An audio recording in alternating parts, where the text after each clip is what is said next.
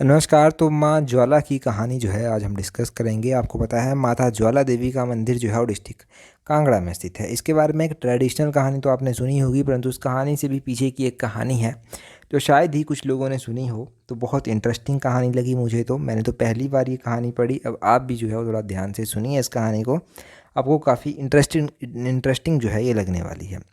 कहते हैं कि एक बार अकबर ने जो है वो माँ की परीक्षा लेनी चाहिए। तो किस तरह से परीक्षा लेनी चाहिए और किस तरह से अकबर को माँ ज्वाला के बारे में पता चला, ये मैं थोड़ा डिटेल से आपको बताता हूँ।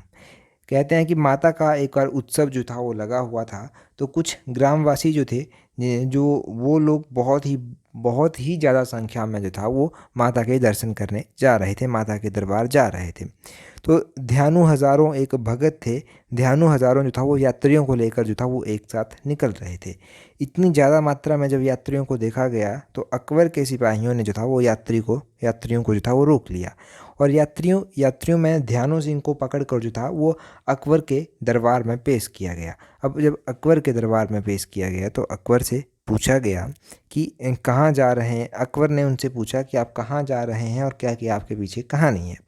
तो ध्यानु ने हाथ जोड़कर बड़ी ही विनम्रता से कहा कि हम ज्वाला माता के दर्शन करने जो हैं वो जा रहे हैं। और उसने बताया कि मेरे साथ जो भी लोग जा रहे हैं वो सभी माता के भगत हैं। और ये सुनकर जो था वो अकबर ने कहा कि ज्वाला माई कौन है और उनके बारे में पूछा।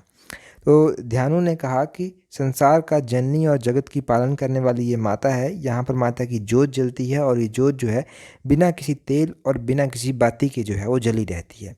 ये सुनकर अकबर को बहुत हैरानी हुई। तो अकबर ने कहा कि अगर तुम्हारी इतनी ही यहाँ पर आस्था है और तुम्हारी माता में इतनी ही शक्ति है तो हम तुम्हारे घोड़े की जो है वो गर्दन काट देते हैं। हम तुम्हारे घोड़े की जो है क्या करते हैं, गर्दन काट देते हैं। और अगर तुम्हारी देवी में ये शक्ति है तो तुम उस गर्दन को फिर से लगवा कर देख लो। उस घोड़े की कटी हुई गर्दन को जो है फिर से लगवा दो। तो ध्यानु ने अकबर से कहा कि ठीक है, आपने घोड़े की गर्दन काट दो, परंतु मेरी भी आपसे एक विनती है कि इस घोड़े की गर्दन को जो है वो 1 महीना तक सुरक्षित रखा जाए। तो ये प्रार्थना जो था वो की गई और उसके बाद जो था वो ध्यानु माता ज्वाला के दर्शन करने निकल गया। अब अकबर ने जो था वो ध्यानु की बात तो मान ली। अब ध्यानु जो था वो माता के दर्शन करने निकल भी गया था। प्रतिदिन जो था वो स्नान करता, पूजन करता और माता का जागरण किया करता। माता से हाथ जोड़कर विनती किया करता कि आपसे प्रार्थना है मेरी कि मेरी ये लाज बचा लीजिए आप। तो कहते हैं कि अपने भगत ध्यानु की लाज बचाने के लिए माता ने जो था वो घोड़े को पुनः जिंदा भी कर दिया था। यह देखकर अकबर भी जो था वो हैरान हो गया था। अब अकबर हैरान हो गया था ये देखकर। तो अकबर ने अपनी सेना बुलाई और खुद मंदिर जाना जो था उसने तय किया। अब उसने मंदिर जाना तय किया तो उसने माता की ज्योति पर जो था वो एक पानी की नहर डलवा दी। कहते हैं कि नहर क्यों डलवाई गई, ताकि ज्योति को बुझाया जा सके। परंतु पानी की नहर डलवाने के बावजूद भी जो था वो कुछ नहीं हुआ, वो ज्योत नहीं बुझी। और बहुत पानी फेंकने के बाद कुछ नहीं हुआ जब, तो कहते हैं कि अकबर का जो था वो विश्वास यहाँ पर पैदा हुआ। अब अकबर को समझ आया कि माता में सच में शक्ति है और ये सच में जो है वो पूजनीय है। तो अकबर जो था वो खुद यहाँ पर सोने का छत्र लेकर जो था वो आया था। कहते हैं कि माता ने इस छत्र को जो था वो स्वीकार नहीं किया था और इस छत्र को जो था वो किसी अन्य पदार्थ में जो था वो परिवर्तित कर दिया था।